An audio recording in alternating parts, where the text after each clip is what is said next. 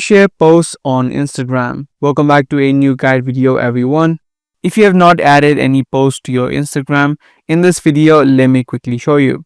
So the thing that you need to do is tap on this plus icon that you see on the bottom and make sure that the post option is selected. This way you'll be able to select the video or the image that you're trying to post from the gallery of your phone. So just tap a video or an image that you're trying to upload. Once you now selected a photo or a video, you can now tap on the next option on the top right.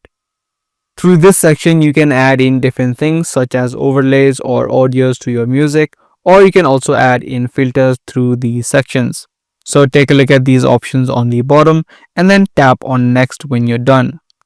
Lastly, in this section, you can add in captions to your videos or photos and also tag people and add in locations. If you scroll down to the bottom and tap on more options, you'll be able to see a few other settings that you can manage for your posts, such as turn off commenting or hiding your like count. Once you've added in everything that you need, you can tap on share on the bottom. Once the post has been made, if you head back, you'll be able to see the post that you just made on your Instagram account.